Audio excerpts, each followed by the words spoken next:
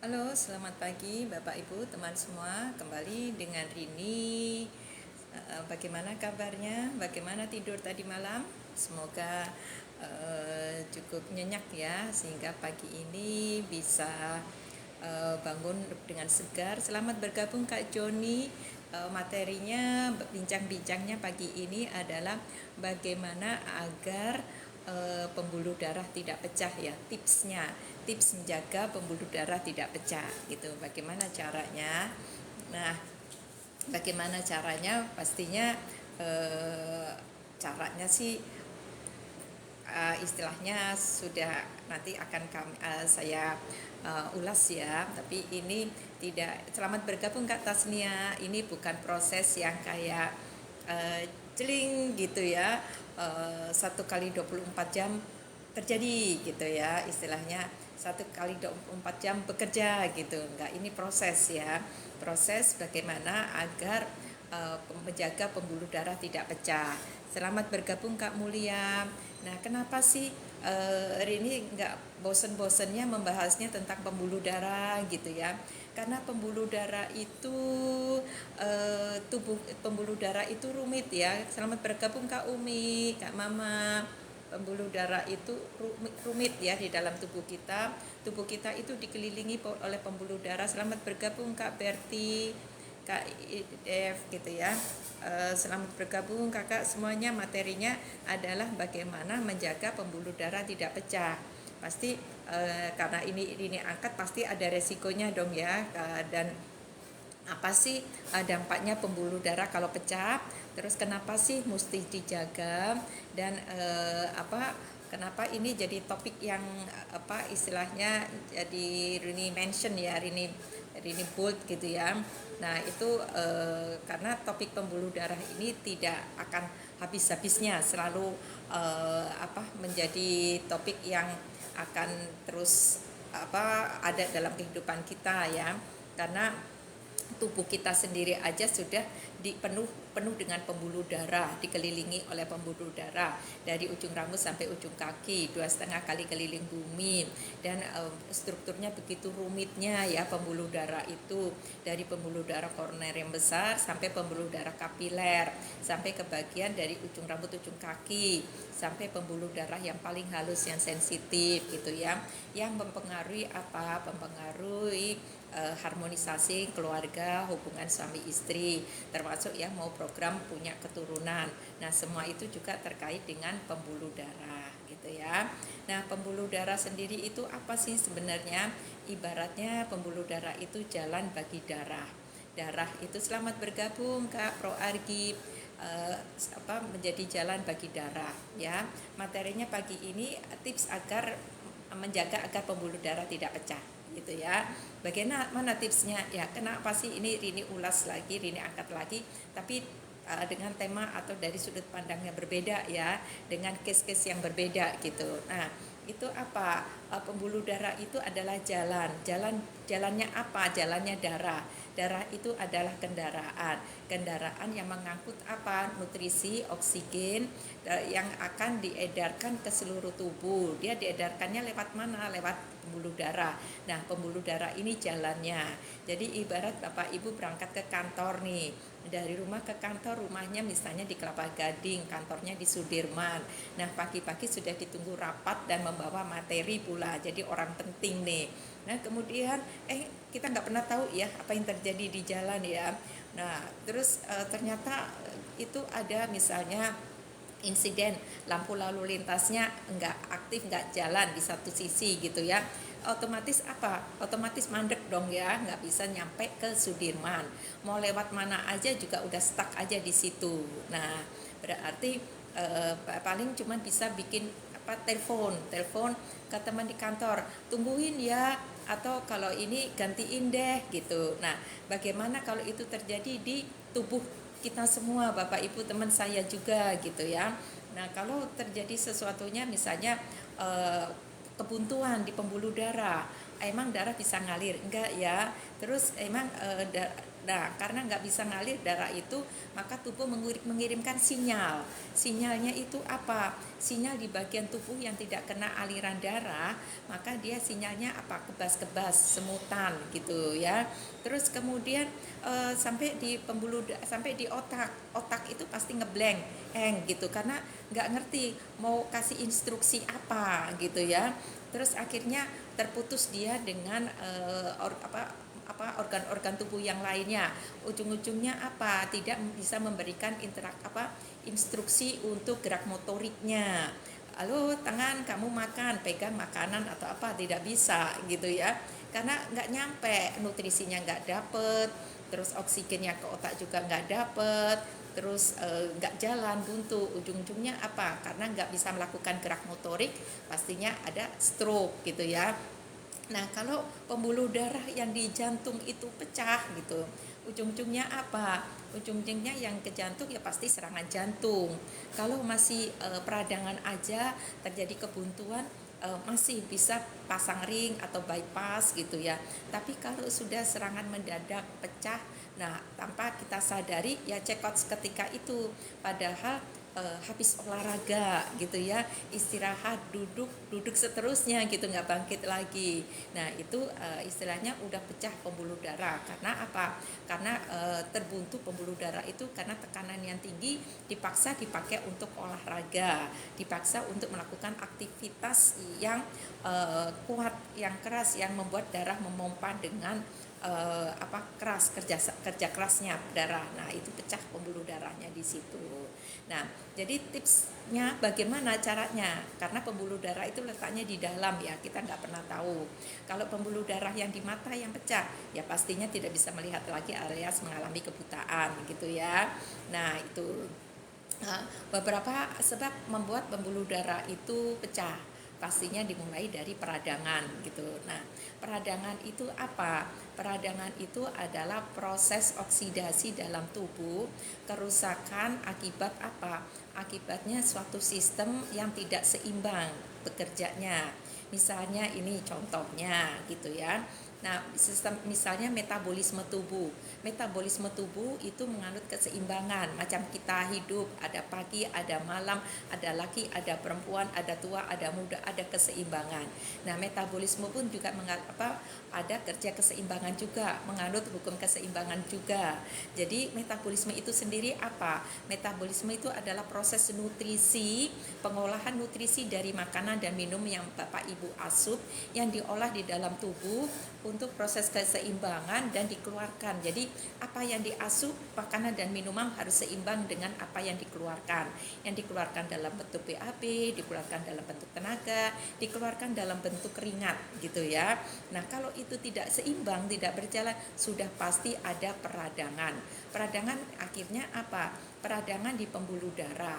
Nah peradangan di pembuluh darah itu sel-sel darah putih itu melihat, sel-sel darah putih itu tentara tubuh kita. Oi, ada kerusakan di sana, perlu bantuan. Mereka berbondong-bondong datang ke sana untuk menambal peradangan-peradangan itu. Karena peradangan-peradangan pembuluh darah itu membuat pembuluh darah pecah-pecah, kayak bocor halus gitu ya. Nah, ditambah. Tapi karena peradangannya jumlahnya banyak di tempat yang luas itu, nah, kewalahan ini pembuluh darah, sel darah putihnya akhirnya kalah, dia menjadi bangkai-bangkai di pembuluh darah itu. Nah, bangkai-bangkai di pembuluh darah itu dia menempel di endotel. Nah, kemudian apa akibatnya juga? Akibatnya juga adalah lemak kolesterol yang 70% diproduksi oleh tubuh kita, itu akhirnya melampaui dosisnya, teroksidasi. Teroksidasi dia menjadi kolesterol tidak baik LDL. Nah, itu memicu terjadinya sumbatan, plak-plak, penumpukan plak-plak. Nah, plak-plak kalau sudah pembuluh darah dipenuhi dengan plak-plak, maka pembuluh darah itu akan menegang. Menegang kemudian apa? Akan pecah. Nah, kalau pecah langsung pembuluh darah itu langsung sudah check out. Tapi kalau yang karak-karaknya itu pecah duluan gitu, dia ikut aliran darah, maka dia akan menjadi sumbatan di beberapa titik. Nggak tahu itu sumbatannya di mana. Kalau di sumbatannya di tempat yang bisa dipasang ring, masih bisa ada solusinya. Tapi kalau sumbatannya, pecahannya, karak-karaknya atau kristal-kristalnya itu di pembuluh darah yang halus, yang dokter tidak bisa operasi, tidak bisa pasang ring. Ujung-ujungnya suruh konsumsi obat dokter seumur hidup gitu ya. Nah, terus kalau terjadinya di tempat yang sensitif, nah maka akan terjadi impotensi untuk pria. Terus untuk wanita apa, hormonnya tidak stabil, jadi menopause dini gitu ya. Nah itu jadi akhirnya harmonisasi hubungan pasutri itu tidak harmonis, tidak ada keseimbangan. Ujung-ujungnya suasana rumah uring-uringan. Kalau udah uring-uringan, pintu-pintu rezekinya tertutup gitu ya. Terus udah suntuk akhirnya akhirnya larinya ke makan akhirnya obesitas. Terus ada tekanan darah tinggi, kemudian emosi tidak stabil, ujung-ujungnya ke aritmia. Sudah banyak semua kemana-mana gitu ya. Sudah aritmia, irama jantung tidak teratur, kemudian menjadi insomnia, terus kemudian menjadi kepanikan, kecemasan, sudah masuk ke psikologisnya gitu. Nah itu jadi panjang, jadi seru ya pembuluh darah itu. Karena itu pembuluh darah, kenapa topiknya tidak akan pernah habis, karena itulah kehidupan kita di situ gitu ya. Nah karena karena itu jalan itu pembuluh darah dengan membantu dengan pembuluh darah yang kuat, kemudian memompa, dibantu dengan otot-otot tubuh yang kuat. Nah karena otot-otot tubuh yang kuat itu juga dia perlu stamina, perlu nutrisi. Nah otot-otot tubuh yang kuat itu yang terbesar itu adalah jantung gitu ya, mesinnya kayak mesin pompa gitu ya. Nah pompa itu mesinnya. Nah terus kemudian selang-selangnya itu adalah pembuluh darahnya, airnya itu adalah darahnya gitu ya. Nah itu tidak, akhirnya terpengaruh ke semuanya, ke fungsi ginjalnya, parunya dipenuhi air, terus terjadi kebengkakan, akhirnya dokter membatasi minumnya. Nah gitu semua itu yang sudah istilahnya muncul keluhan-keluhan itu berarti sudah terjadi peradangan, sudah ada indikasi kerusakan, dan sudah ada titik-titik atau bintang-bintang yang kadarnya sudah di atas ambang normal atau normal atas gitu ya. Nah terus kemudian kalau untuk orang tua bagaimana ini untuk mengetahui, karena orang tua itu sudah makin lemah gitu ya motoriknya, otomatis karena lemah motoriknya dan pola makan, metabolismenya juga udah lemah gitu. Jadi akhirnya pembuluh darahnya pun juga udah menyempit, apalagi kalau tidak pernah di detox, tidak pernah di maintain pembuluh darahnya gitu ya. Otomatis pada saat mandi nih, nah kenapa orang tua banyak yang meninggal di kamar mandi gitu, karena karena jatuh kepleset di kamar mandi? No, karena pola mandi yang salah gitu ya. Kok bisa pola mandinya salah gitu ya? Karena kecenderungan mandi itu dibasahi dulu atas dulu, atau kepala dulu, atau wajah dulu gitu ya.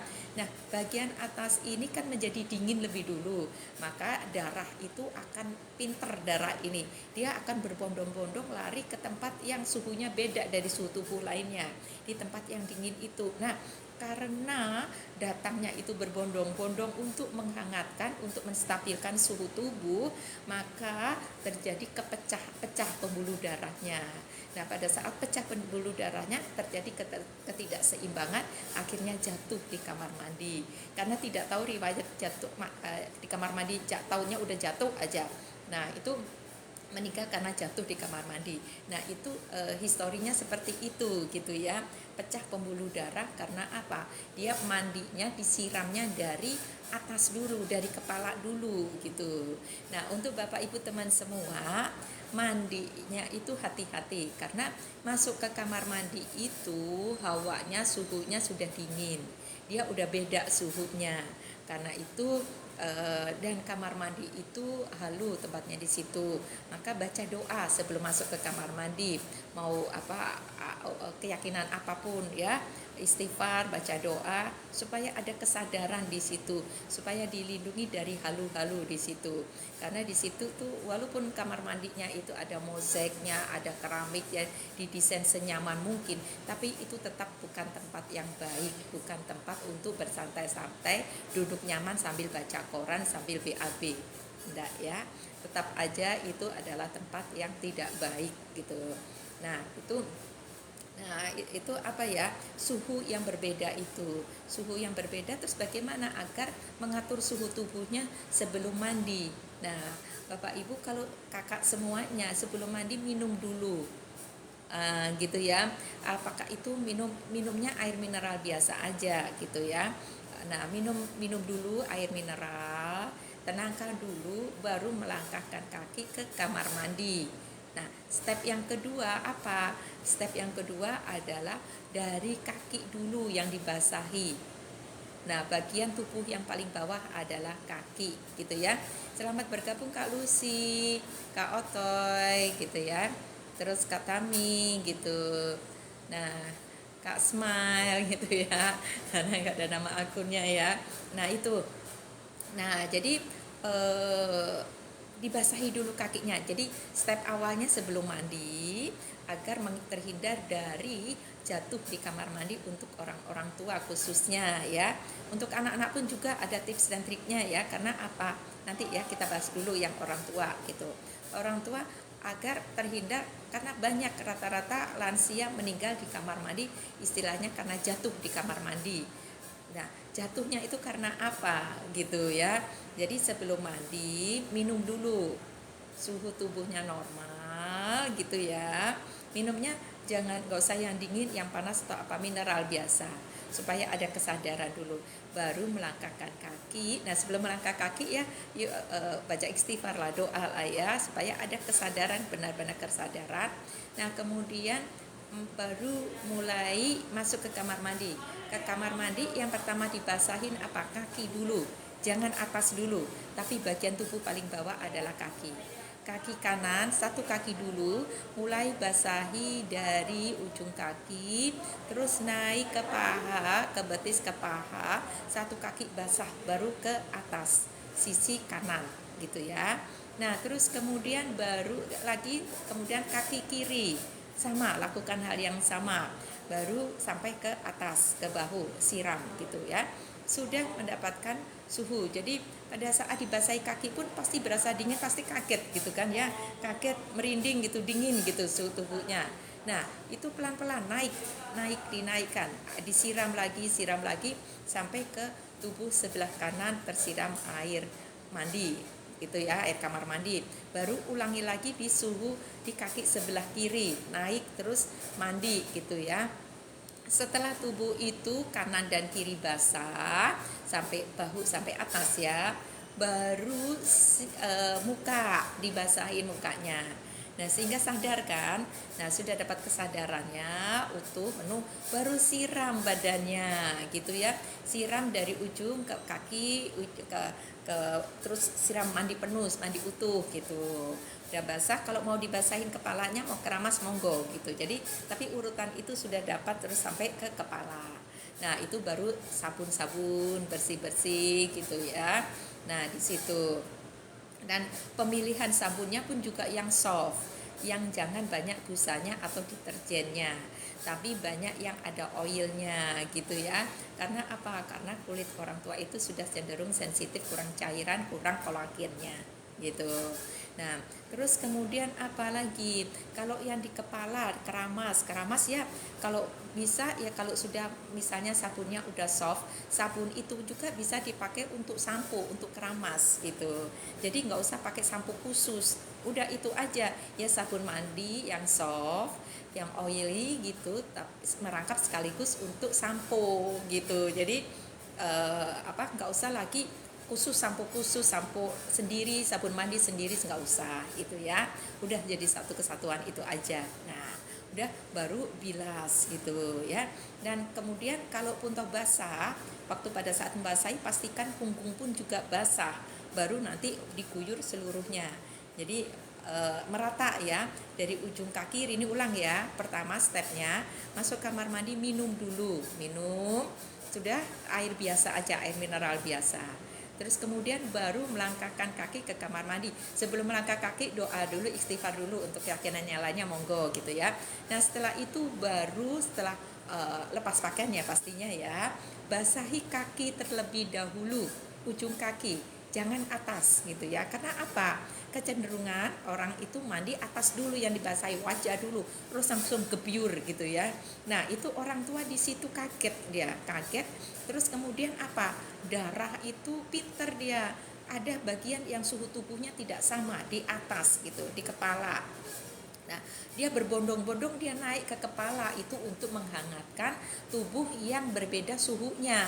Ya, otomatis karena lonjakan itu bikin pembuluh darah pecah gitu ya. Dengan pecahnya pembuluh darah secara mendadak, otomatis keseimbangan tidak ada dan jatuh gitu. Nah, jatuhnya di kamar mandi karena pecah pembuluh darah gitu ya. Nah, terus jadi apa? Kaki dulu, ujung kaki dulu pelan-pelan dibasahi dulu. Basahi terus naik satu sisi dulu, atau mau dua-duanya ya kaki dulu dua-duanya dibasahi. Tapi perlahan, karena kalau dua-duanya ngebasahinnya tidak bisa rata ya, nanti sampai naik ke atasnya ya. Nah, itu kaki kanan dulu basahi dari ujung kaki. Dia naik perlahan-lahan sampai ke bahu, sampai ke punggung basah. Dengan tangannya otomatis ya, disiramkan terus sampai basah merata gitu. Itu suhu tubuhnya mulai ada penyesuaian suhu tubuh gitu. Nah, terus kembali ulangi lagi untuk sisi kiri gitu. Nah, kemudian setelah merata suhunya, sudah basah sampai dengan bahu, nah baru atas wajah gitu ya. Wajah terus kemudian baru kepala kalau mau keramas, mau basah gitu. Ya, ya gitu ya. Nah, kalau untuk anak-anak bagaimana gitu. Nah, untuk anak-anak bagaimana? Anak-anak pun juga kalau habis main di luar, berkeringat gitu, jangan langsung kena air mandi dulu, keringkan dulu supaya apa? Ada normal suhu tubuhnya gitu ya. Dikeringkan, mau minum dulu juga boleh gitu. Nah, sama tripsnya. Kenapa anak-anak itu tidak guyur tapi kakinya dibasahi, disabunin rata gitu ya. Bukan nyabunya dari atas, pasti dari bawah gitu. Adik bayi pun juga gitu, masuk bak mandi pun juga gitu. Bukan kepalanya yang dibasahin kan, pasti kepalanya masih diangkat dulu dan di badannya dulu yang dibasahi kakinya, terus kemudian perutnya digosok-gosok, kemudian baru wajahnya gitu kan. Adik bayi nggak pernah ada kan mandiin anak bayi itu dedek bayinya tuh langsung direndam seutuhnya, enggak kan, atau dicelupin kepalanya dulu atau diguyur dulu kepalanya, enggak gitu kan. Nah pastinya kakinya dulu diciprak-ciprak air dulu, dibasahin, baru badannya dicelupin kan. Kepalanya pun juga masih dijaga kan, kepalanya masih dijaga tinggi gitu. Nah pelan-pelan dibasahin, kemudian wajahnya dan baru rambutnya gitu ya. Nah itu sama gitu ya. Nah karena itulah ya gitu. Nah terus itu tipsnya untuk yang mandi gitu ya, untuk menjaga agar tidak pecah pembuluh darah gitu, yaitu pada saat mandi dijaga ya. Ini mau minum dulu ya.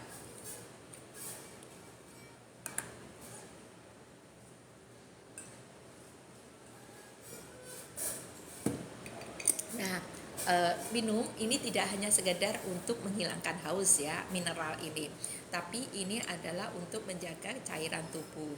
Cairan tubuh untuk menjaga apa? Keseimbangan suhu tubuh kita. Nah, caranya melihatnya bagaimana kecukupan air minumnya. Berat badannya dikali 0,03. Kalau ini 45 beratnya ya 1,5 liter lah ya. Jadi ini 1,5 liter ya botol mineral gede gitu ya. Nah itu jadi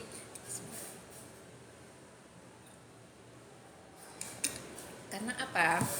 Karena tubuh kita itu 70% cairan. Nah, terus supaya apa? Supaya fokus, supaya dapat juga oksigen ke otak gitu ya. Supaya apa? Supaya darah juga tidak kental. Kalau darah kental ujung-ujungnya apa? Peradangan pembuluh darah. Ujung-ujungnya sumbatan, ujung-ujungnya pecah pembuluh darah gitu ya.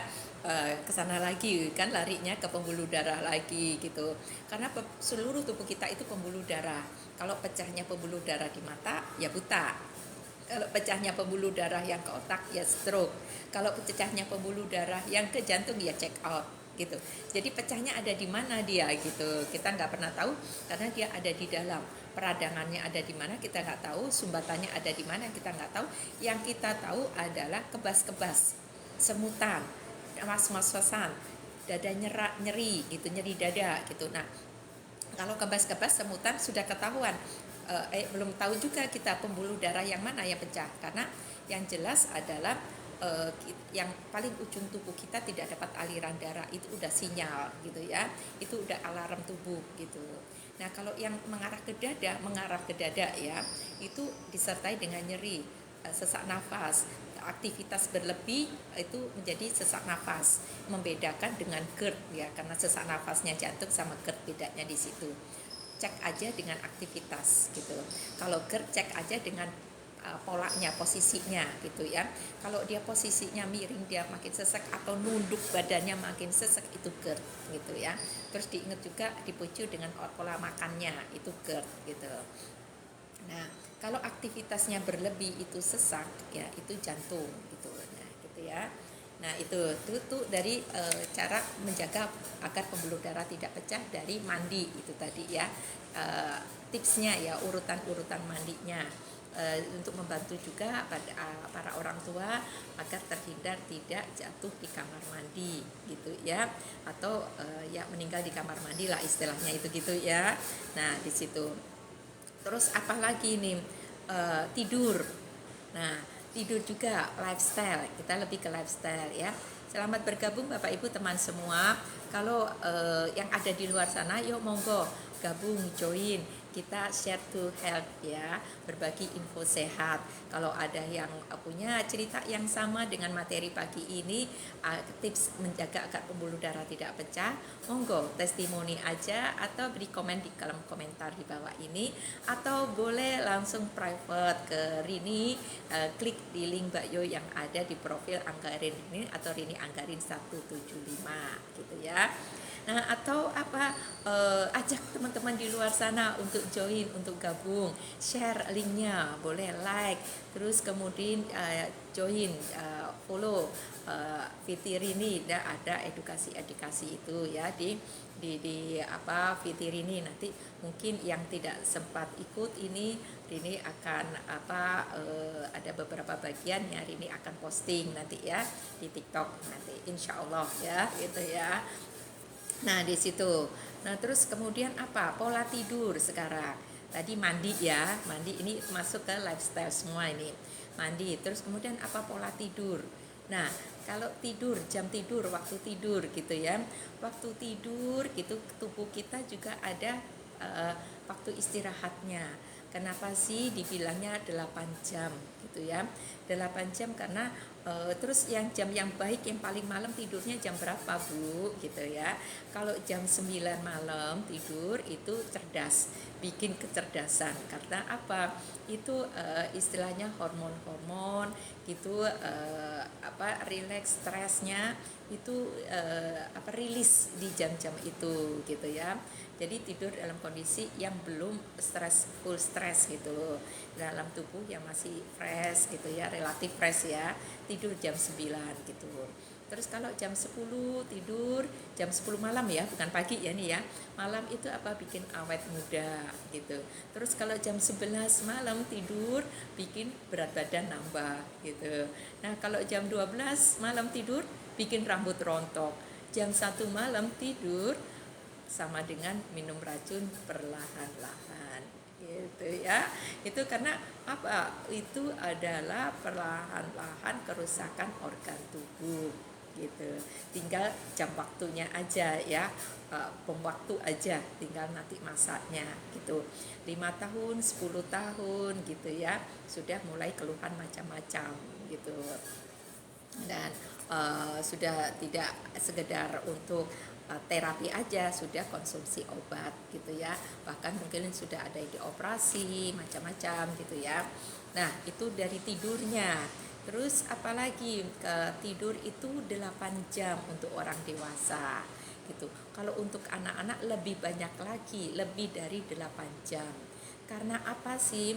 Karena pada saat tidur itu hormon melatonin, hormon tidur, hormon rileks di tubuh kita. Jadi dia bekerja untuk merilekskan tubuh kita. Itu hormon melatoninnya dia bekerja gitu. Hormon melatonin bekerja yang membuat Bapak Ibu jadi ngantuk, jadi tidur gitu. Nah, makanya di jam tidurnya jam segitu ya hormon melatoninnya. Terus kemudian kalau makin usia mata ngantuk tapi tidur susah gimana ya? Ya ada banyak juga ya itu maunya tidur, matanya itu udah nggak bisa dipakai melek tapi badannya tidur nggak bisa, jadi kelebakan aja di tempat tidur gitu ya. Nah pada saat itu ya Kak Nunung, sebelum tidur itu terjadinya jam berapa Kak gitu mata ngantuknya itu, atau kecenderungan tidur jam berapa, irama tidurnya jam berapa, pada saat mau tidur itu apa yang ada yang dalam pikiran gitu, karena alam bawah sadar itu juga mempengaruhi psikisnya pada saat tidur gitu. Jadi kalau misalnya nih Bapak Ibu ada gadget gitu ya, ada jangan dipakai bekerja otak ini pada saat jam-jamnya tidur. Lepas semuanya, tinggalkan semuanya. Jadi handphone itu 1 jam sebelum tidur taruh gitu, karena radiasi itu merekam di alam bawah sadarnya, sehingga tubuh itu, mata itu sudah mau tidur, sudah kelelahan karena radiasi, karena pedes mata itu, jadi ngantuk, lelah gitu mata itu. Belum tentu dia ngantuk gitu, mata itu yang lelah karena radiasi gitu. Tapi otaknya itu bekerja terus karena apa? Memori yang masuk yang direkam oleh mata itu tadi. Jadi berlawanan gitu ya. Otaknya dipakai bekerja, berpikir, tugas-tugas belum selesai, terus kemudian ada deadline, ada target, ada bla bla bla bla gitu ya. Terus jengkel seharian, kesel seharian sama si A, si B, si C gitu. Itu kebawa terus. Jadi pada saat itu stres tubuh namanya ya. Stres tubuh, tapi mata ini dipakai kerja gitu ya. Akhirnya mata itu lelah pedes, dia kena radiasinya, lelahnya itu membuat dia maunya terpejam gitu, kelelahannya itu. Jadi mata itu terpejam, lelah, otaknya bekerja, hatinya nggak tenang. Nah itu yang membuat apa, hormon melatoninnya itu kalah gitu. Harusnya hormon melatonin di jam 9, 10, 11 ya maksimalnya Bapak Ibu tidur itu sudah bisa merilis Bapak Ibu untuk lebih tenang, bisa deep sleep gitu, tidur gitu ya. Dan bisa juga kekurangan vitamin D. Vitamin D ya. Kalau kok bisa vitamin D itu mempengaruhi kualitas tidur seseorang? Ya, karena di vitamin D itu dia vitamin tidak saja untuk tulang, tapi dia adalah untuk kekuatan otot tubuh, otot jantung. Jadi untuk aritmia, untuk kestabilan irama jantung gitu ya, di vitamin D itu gitu. Nah, vitamin D3 gitu ya. Vitamin yang ada magnesium dan kalsiumnya. Karena kalsiumnya itu yang membuat magnesium itu tidak kalsium dan magnesium ya, magnesium itu yang membuat si kalsiumnya itu mudah dicerna, diserap oleh usus, sehingga ada orang bilang jangan banyak-banyak minum vitamin D karena nanti jadi kristal di ginjal. Ya, kalau tidak disertai banyak minum, ya kalau tidak disertai dengan magnesium ya. Nah, magnesium yang ada terbungkus dalam kalsium magnesium dalam satu kaplet.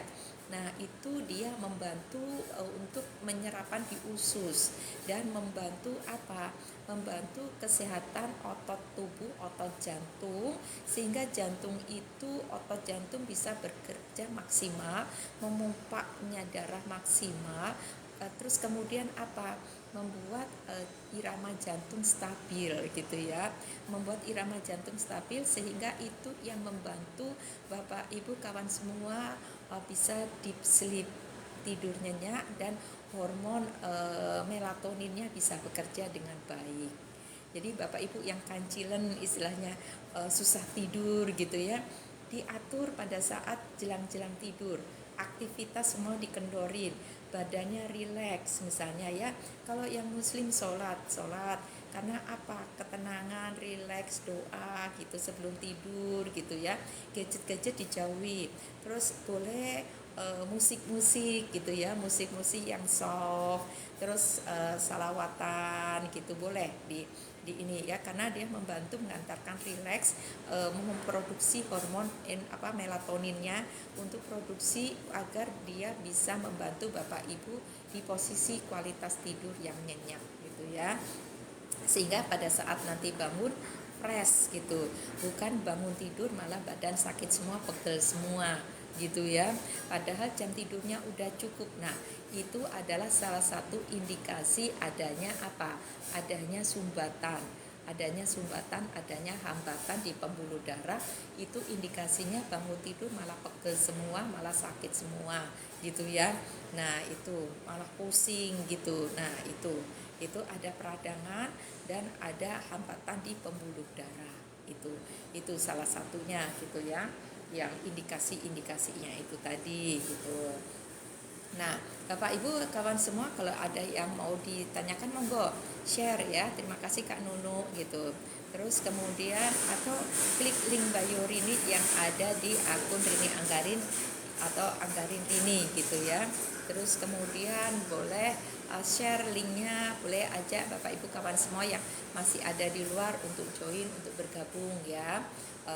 Kita bincang-bincang, kita bisa berbagi info sehat gitu ya.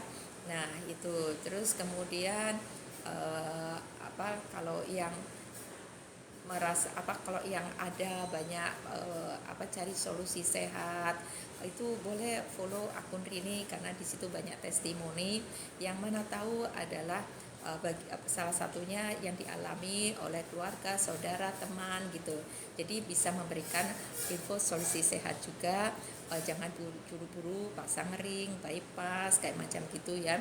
Atau yang putus asa minum obat dokter seumur hidup gitu ya, itu boleh kunjungi profil Rini, akun Rini, atau klik link bio Rini gitu yang ada di profil gitu ya. Ada yang https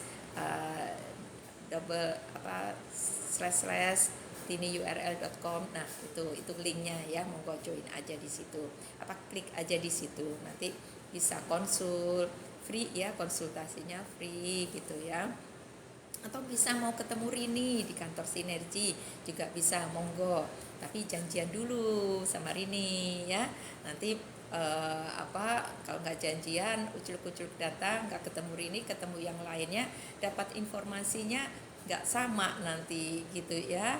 Dapat istilahnya info-infonya jadi nggak sama karena banyak macam orang di kantor gitu ya, nggak tahu yang mana distributor resmi, mana konsultannya gitu ya.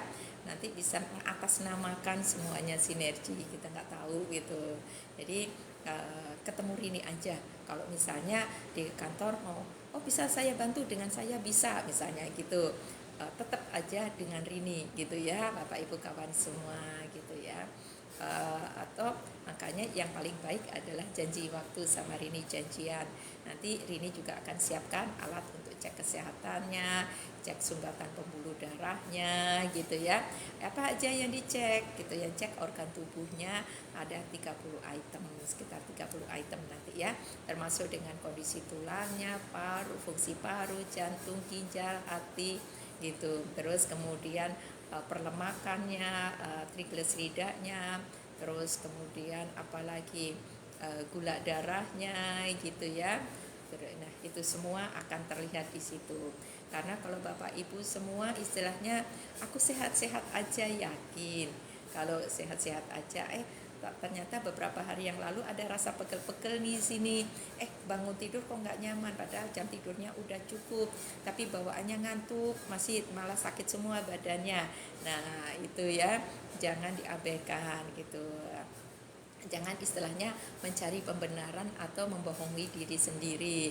Itu akan merugikan dirinya sendiri, karena itu tinggal jam waktu aja ya, bom waktu lah istilahnya. Tik tik tik tik tik bergerak, tahu-tahu jeger sumbatan, jeger pasang ring, bypass, tahu-tahu fungsi ginjal sudah menurun gitu ya.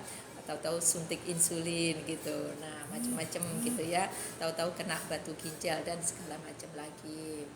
Nah itu ya Bapak Ibu kawan semua, diperhatikan sinyal-sinyal di tubuhnya. Nah jadi tipsnya untuk mengatasi hambatan pembuluh darah itu tadi apa?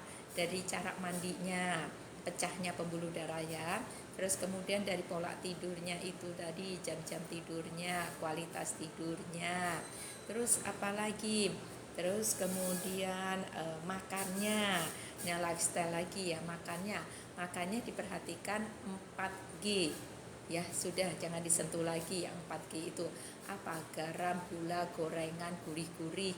Nah itu 4G itu hindari kalau nggak mau pecah pembuluh darah gitu ya.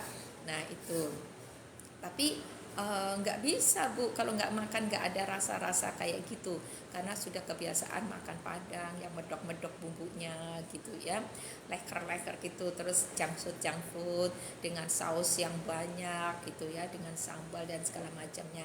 Nah saus kecap itu adalah gula tersembunyi, karena di dalamnya itu gula ya, garam gitu, MSG, gula, banyak banget di kandungan olahan dari saus dan ini apa, kecap itu tadi ya. Selamat bergabung Kak Fata, Kak Pro Arki 9 Plus gitu. Nah jadi tips agar ya, kenapa Kak, ada yang bisa dibantu? Oh iya silakan gitu. Nah terus apa tips apa agar tidak pecah pembuluh darah? Tadi tata cara mandi. Terus yang kedua pola tidurnya. Yang ketiga pola makannya. Kejauhi 4G. Gula, garam, gorengan, gurih-gurih gitu ya. Terus apa lagi? Terus GGL. GGL itu apa? Ya, gula 4 sendok makan, garam 1 sendok teh, lemak minyak 5 sendok makan. Batasi itu dia jadi itu. Jadi kalau sudah makan goreng-gorengan itu, apalagi sudah dibungkus sama tepung-tepung dan turunannya kayak bakwan, mendoan, segala macamnya. Nah, itu ingat aja GGL, gula 4 sendok makan, garam 1 sendok teh, lemak 5 sendok makan. Ya, jadi materinya hari ini adalah gimana sih tipsnya agar tidak pecah pembuluh darahnya. Tadi step-step untuk mandi, terus kemudian kualitas tidurnya, terus ketiga pola makannya, GGL itu tadi, 4G itu tadi ya. Terus kemudian apalagi kepada itu apa, olah fisik, olahraga stres gitu ya. Olah fisik itu beda dengan olahraga gitu ya. Kalau olah fisik itu apa? Nyapu, ngepel gitu ya. Bersih-bersih itu olah fisiknya. Jadi hanya bagian tertentu saja yang bergerak gitu. Kalau olahraga itu ada aturannya, ada misalnya takarannya, misalnya jadi apa takarannya ya, misalnya nih kalau Bapak Ibu jogging olahraga gitu, apa harus pakai alat? Enggak juga gitu ya, tapi yang penting rutinnya itu berapa Bu? Kalau jalan itu 30 sampai 45 menit setiap pagi gitu ya, tapi rutin gitu. Nah terus apa, kalau malam olahraga gimana? Nah ya, tubuh kita itu ada jamnya, ada kayak macam kita juga ada jam makan, jam kerja gitu, jam pulang kantor, jam istirahat, semua ada jamnya, macam tubuh kita juga.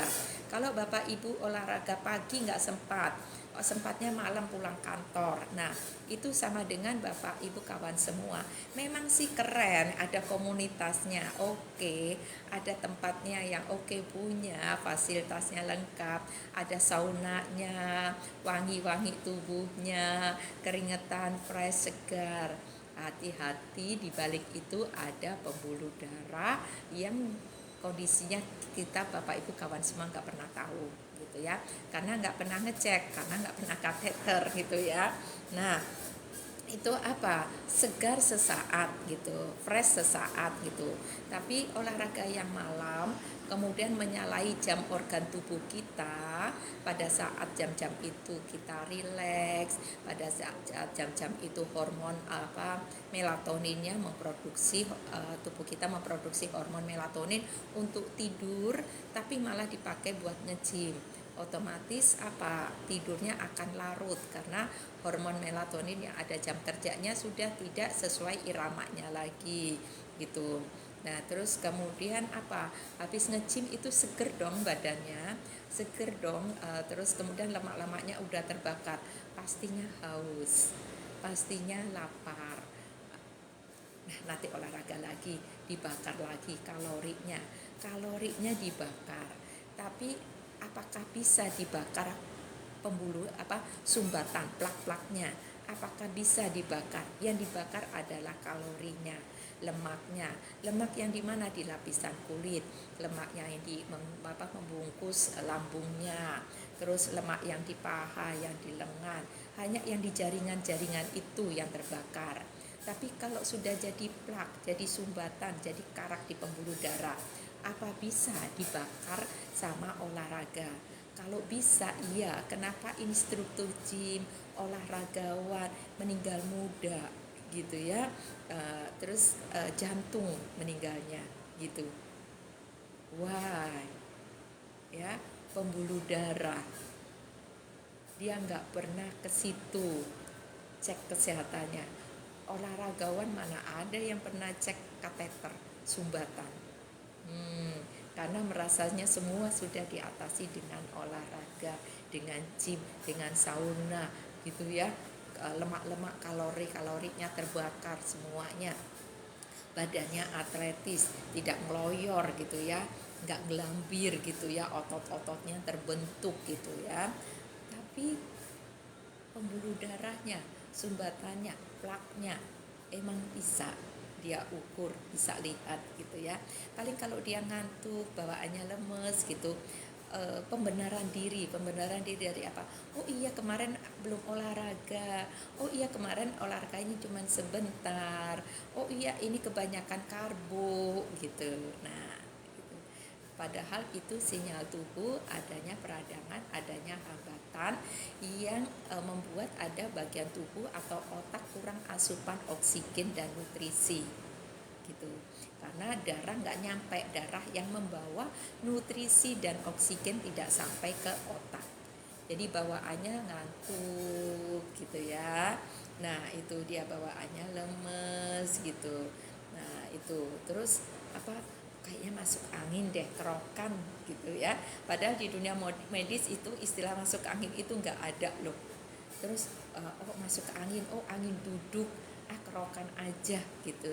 Nah kerokan itu membuat nyamannya kena apa? Karena aliran hawa panasnya itu, aliran hawa panasnya tubuh teraliri darah gitu ya, darah yang sesaat aja di bagian tertentu karena darah itu terbuka, pori-porinya terbuka gitu, jadi badan terasa hangatnya itu apa?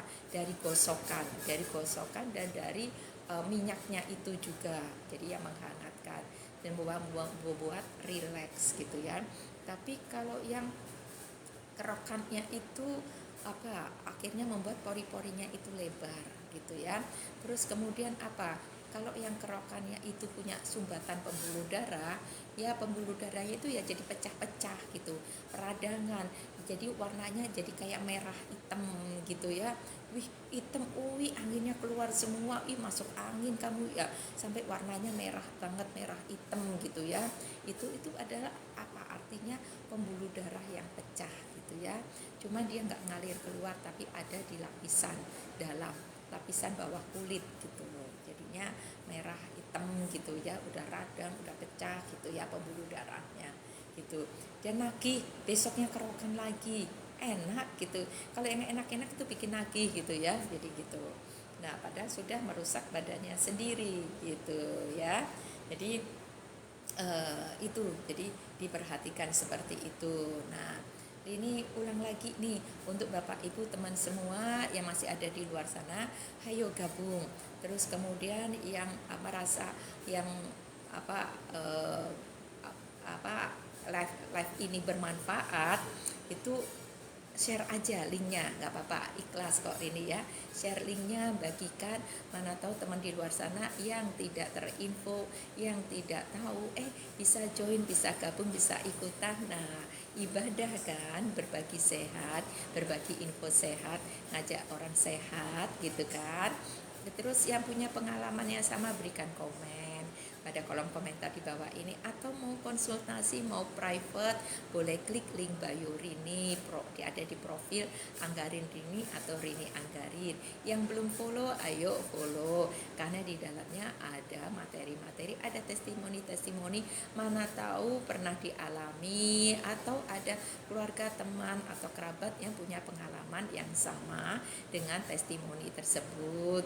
Jadi jangan buru-buru memvonis pasang ring, bypass, atau stres, putus asa, konsumsi obat dokter seumur hidup. Nah ya, jadi gitu ya. Sehingga kualitas hidup Bapak Ibu, semangat hidup Bapak Ibu bangkit lagi gitu ya. Hidup dengan apa yang sehat dan alami, dengan bersyukur apa yang Tuhan berikan, dirawat, sehingga pada saat kita lahir itu Tuhan berikan organ tubuh yang sempurna, yang utuh. Nah, bentuk rasa syukur kita bagaimana? Menjaganya hingga menutup mata dengan kondisi organ tubuh yang sehat dan utuh gitu ya. Nah, karena apa, nanti juga tanggung jawab kita juga, ditanya juga, kamu udah ngapain aja? Kok tuh aku kasih yang sempurna kok kamu rusak gitu loh. Itu ciptaan yang maha dahsyat loh. Kamu itu nggak bersyukur ya gitu ya, karena kita manusia itu makhluk yang paling sempurna bagaimana tidak gitu ya. Ada sel sarafnya, ada pembuluh darah yang paling rumit, terus kemudian ada apa lagi, ada memori, binatang juga ada memori ya, terus kemudian ada istilahnya tenggang rasa gitu ya, ada psikisnya, fisiknya. Betulnya hewan itu juga sama ya, punya itu ya. Yang membedakannya itu apa? Yaitu adalah nalurinya, artinya apa? Kecerdasannya, kecerdasan yang bagaimana?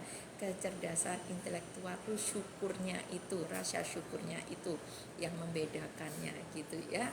Rasa syukur, terus kemudian kesadaran diri yang utuh. Kesadaran diri yang utuh bagaimana? Sadari apa yang dimakan, karena yang dimakan itu dibawa oleh 5 jari ini. Terus kemudian mata kita melihat apa yang ada di tangan kita, ya apa yang ada di piring kita, apa yang akan kita masukkan ke mulut gitu ya. Itu semua apa? Kita yang mengundang, kita yang memasukkan gitu. Jadi itu ya yang membedakannya gitu dengan makhluk yang lain gitu ya. Nah, itu dia ada kecerdasan intelektual di situ. Nah, itu terus apa kalau itu dia ya. Itu harus dijaga, dianut sistem keseimbangan gitu.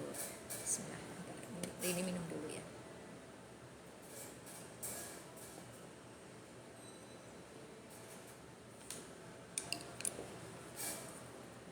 Dan diperhatikan kecukupan air minumnya, air mineralnya, supaya tidak hidrasi, supaya apa? Supaya membantu kerja metabolisme kita, sehingga BAB-nya lancar, tidak sembelit, dan darahnya tidak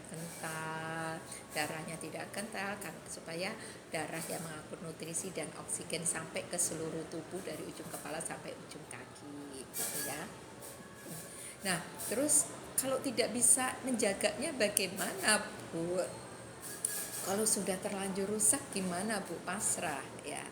Udah apa katanya aja deh, memang sudah keturunannya, emang udah dari sononya keluarga itu meninggal rata-rata usia 50. Tungguin aja juga nanti di usia segitu, kalau istilahnya meninggal wajar gitu karena keturunan. Itu adalah bentuk dari keputusasaan gitu ya. Itu jadi tidak ada, jangan memvonis dirinya sendiri gitu ya, jangan mendahului takdir gitu. itu namanya sudah dalam taraf putus asa gitu ya. Keturunan yang diturunkan itu apa sih? Penyakit keturunan yang diturunkan itu polanya. Sebetulnya itu bisa diputus mata rantainya, yang namanya faktor keturunan. Yang diturunkan itu polanya, terus kebiasaannya, suasananya gitu ya. Itu bisa diputus. Jadi misalnya nih, bergabung di komunitas yang sehat, komunitas yang positif, komunitas yang bahagia, komunitas sinergi ya. Di situ ada apa, ahli nutrisinya, ada profesornya, ada seminarnya, terus kemudian ada aktivitas, ada kegiatan jalan-jalannya gitu ya. Terus apa, istilahnya kalaupun toh curhat atau apa, kita dibantu dengan solusinya. Terus sehingga tidak apa, iya si A si B si C, nggak gosip, nggak kegibah gitu ya. Berbagi info sehat, ngajak orang sehat, terus apa, akun-akun medsosnya, platformnya diisi dengan info-info yang bermanfaat. Ujung-ujungnya apa? Iya, badannya sehat ya, pikirannya sehat, rezekinya lancar ya, cuannya mengalir gitu ya. Jadi pastikan di komunitas yang tepat, yang benar, yang sehat gitu ya. Terus kemudian konsumsi nutrisinya dengan diperhatikan ya, dipastikan dia nutrisi suplemen kesehatan terdaftar di BPOM-nya sama. Jadi di BPOM-nya nutrisi kesehatan, di kemasannya pun juga nutrisi atau suplemen kesehatan gitu ya. Apa bedanya dengan suplemen makanan? Namanya aja makanan, suplemen gitu ya.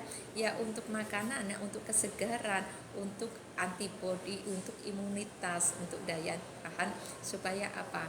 Gak cepet batuk pilek gitu ya. Terus apalagi ada yang mengklaim juga, ada ini Bu, nutrisinya kandungan arginennya tinggi, katanya sampai 5 gram.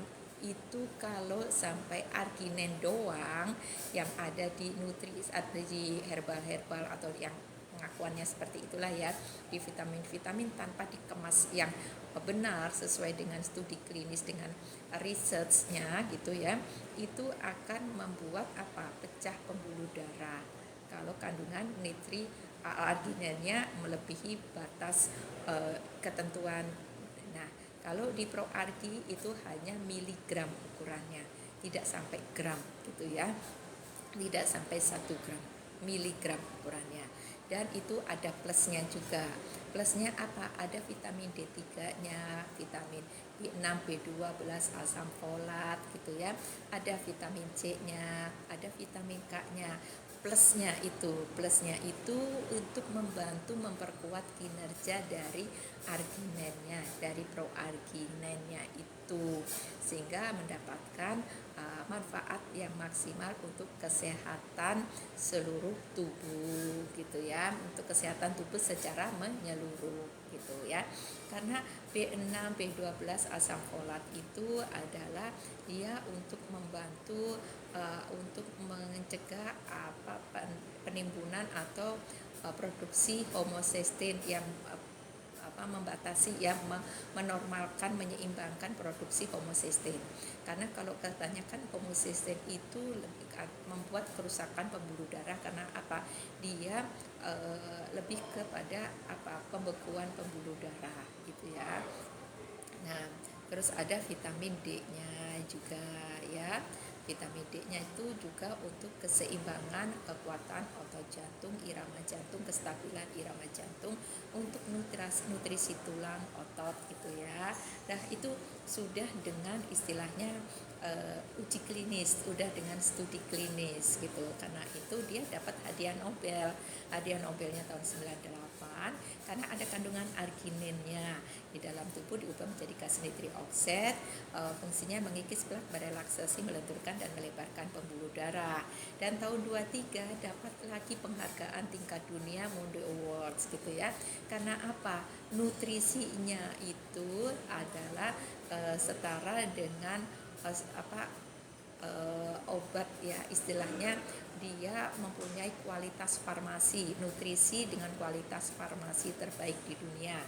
Jadi nutrisinya itu ada sudah dengan studi klinisnya, sudah dengan researchnya, sudah ada studi klinisnya di tubuh manusia gitu ya, tidak di hewan, di kelinci, di tikus, no gitu ya.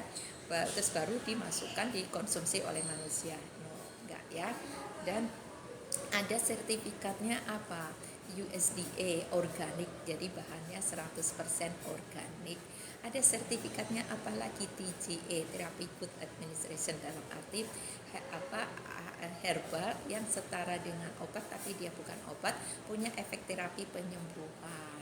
Jadi tidak hanya untuk kesehatan saja tapi meregenerasi sel, mendetoks juga, kemudian memperbaiki sel-sel yang rusak. Karena itu tidak hanya untuk kesehatan jantung dan kardiovaskuler aja, tapi memperbaiki organ-organ tubuh kayak macam untuk yang punya misalnya kayak ambeien, varises gitu ya. Terus kemudian yang irama jantung tidak teratur, terus kemudian apalagi yang punya kelenjar atau hepatitis, gangguan fungsi ginjal gitu ya, gangguan fungsi hati, lever. Nah itu dia meregenerasi sehingga organ-organ tubuh bisa berfungsi dengan baik. Nah kalau pembuluh darah lancar, darah dapat mengalir lancar, organ-organ tubuh berfungsi dengan baik, maka tubuh ini dapat bekerja dengan maksimal. Dapat bekerja maksimal, bonusnya apa? Peremajaan. Peremajaan apa? Usia tubuh menjadi lebih muda, organ tubuh lebih muda dari usia biologisnya. Misalnya usia 40, tapi usia organ tubuhnya adalah usia 30. Sehat, energik, cantik, ganteng, glowing, bersih, matanya bening gitu ya, sumringah, bahagia terus bawaannya. Itu indikasi organ tubuhnya baik, sehat. Nggak perlu luluran, nggak perlu ke salon, inner beauty gitu ya. Tapi sebaliknya yang mengalami maturity ya, jadi penuaan dini gitu istilahnya. Jadi usia 40 seperti kondisi tubuh usia 50 tahun. Udah banyak keluhan, nyeri-nyeri sendi, ngos-ngosan, sembelit, kulit kusam, uring-uringan, rambut rontok, tidurnya nggak nyenyak, dan banyak lagi gitu ya yang membuat ujung-ujungnya nggak positif gitu, gibah melulu gitu ya. Nah itu. Jadi oke, Bapak Ibu teman semua, kalau ada yang mau ditanyakan berikan komen pada komentar di bawah ini, atau bisa klik link bio Rini yang ada di profil Rini Anggarin 175 atau Anggarin Rini, atau bisa follow akun Rini. Insya Allah nanti bagian dari halo Mr. Ben Megalay, hi, nice to meet you. Terus ya bisa nanti insya Allah materi dari ini live ini ada beberapa yang bermanfaat, nanti akan Rini share di video testimoni, video TikTok Rini gitu. Jadi Bapak Ibu yang dapat ujungnya aja atau yang nggak ngikutin full nanti bisa ke akun Rini, atau bisa juga nanti Rini kalau mau dapat replaynya info aja ya. Oke, Bapak Ibu teman semua, terima kasih sudah bergabung bersama Rini. Rini mau pamit undur diri. Next kita bincang sehat lagi ya. Salam sehat selalu. Bye bye.